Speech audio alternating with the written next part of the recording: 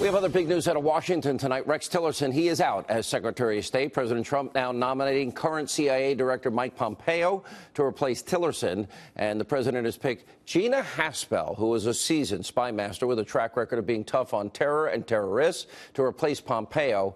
Now, Haspel would become the first female director in CIA history if, in fact, she is confirmed.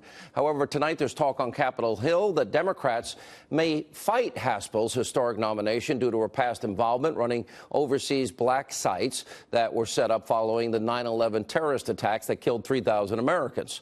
Joining us now with more, Fox News Chief National Correspondent Ed Henry. By the way, Ed will be filling in for our own Shannon Bream tonight at 11 Eastern. Also with us, Fox News National Security Strategist, former Deputy Assistant to the President, Dr. Sebastian Gorka. You know, Ed, the amazing thing about this, 3,000 Americans were killed here. 3,000. If you go to Gitmo, there were 3 people total that were ever waterboarded, in spite of all the debate we had in the country. 3.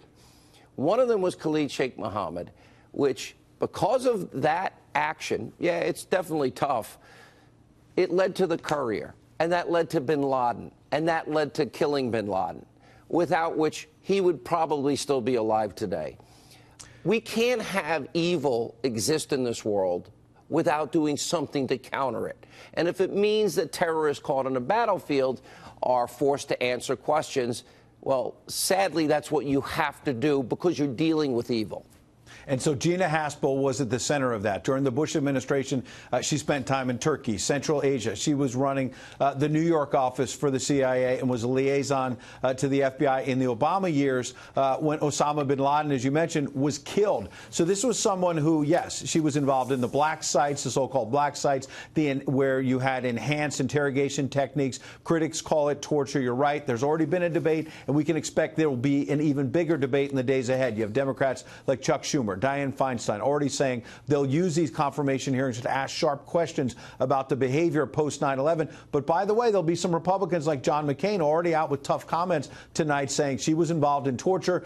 They're going to give her a tough ride in the confirmation. But here's the bottom line.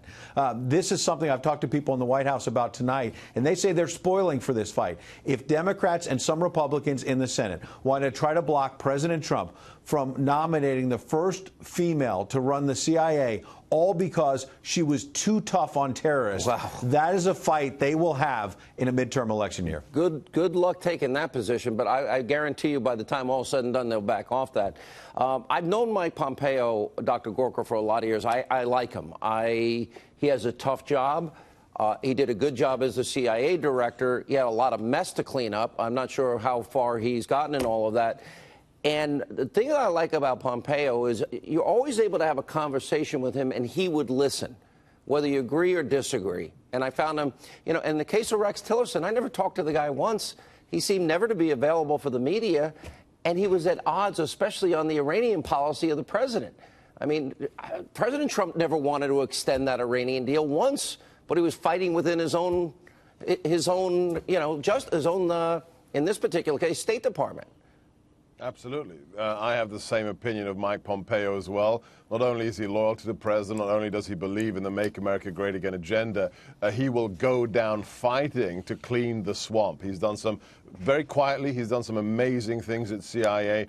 And I can think of no better person to clean the real swamp that is Foggy Bottom and the State Department. Not only does he listen to other people, in my personal experience, Mike also reaches out for good counsel from people who are outside the swamp. So Rex failed at the State Department. He isolated the political appointees from the front office. He didn't return calls from our ambassadors. It was time for him to go, and I can think of very few people who will be as great in Foggy Bottom as Mike Pompeo, Sean. What is his reputation on Capitol Hill, Ed Henry?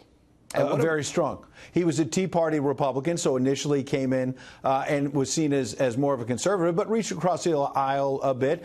First in his class at West Point, certainly won the respect of Democrats on the Hill with his prowess on national security, and somebody that a lot of people raise their eyebrows. Is this Tea Party guy going to be able to run the bureaucracy at the CIA?